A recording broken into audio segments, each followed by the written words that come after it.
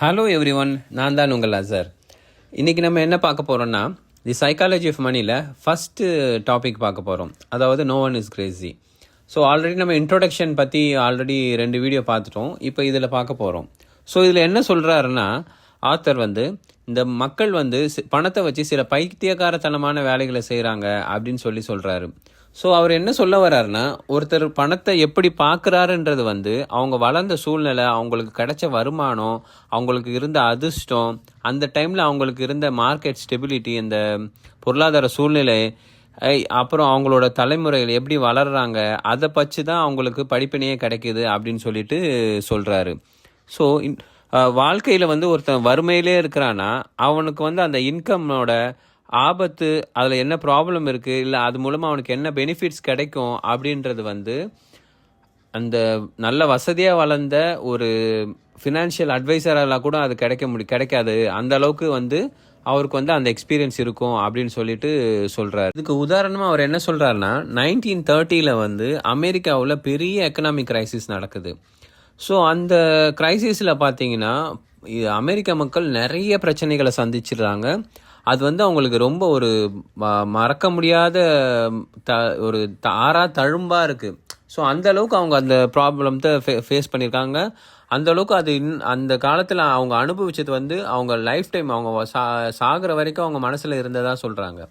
So அந்த 1930 அந்த crisis ஆனதுக்கப்புறம் கிட்டத்தட்ட 25 வருஷம் கழித்து பிரசிடென்ட் எலெக்ஷன் நடக்குது.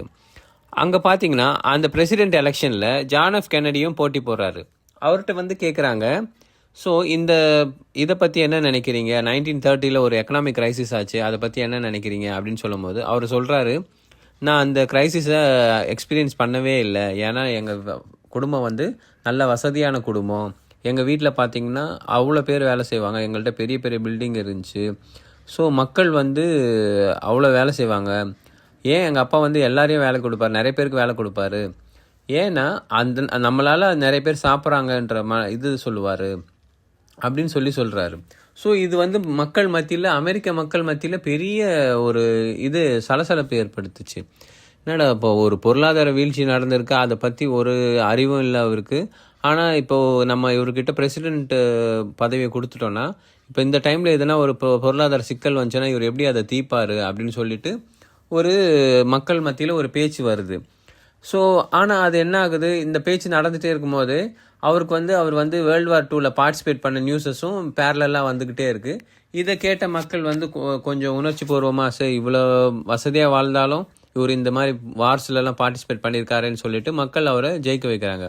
ஸோ இதுலேருந்து நம்ம என்ன தெரிஞ்சுக்கணும் அப்படின்னு ஆத்தர் சொல்கிறாருன்னா, ஒரு சைடில் பார்த்தீங்கன்னா ஹோல் அமெரிக்கன்ஸே பார்த்தீங்கன்னா நிறைய பேர் சஃபர் ஆகியிருக்காங்க அந்த எக்கனாமிக் கிரைசிஸால். ஆனால் ஜான் எஃப் கென்னடிக்கு இதை பற்றி ஒரு எக்ஸ்பீரியன்ஸும் இல்லை. ஸோ இந்த சுச்சுவேஷன் வச்சு அவர் கிளியராக எக்ஸ்பிளைன் பண்ணுறாரு, யார் அதை நேரடியாக அனுபவிக்கிறாங்களோ அவங்களுக்கு தான் அதோட வலி தெரியும்.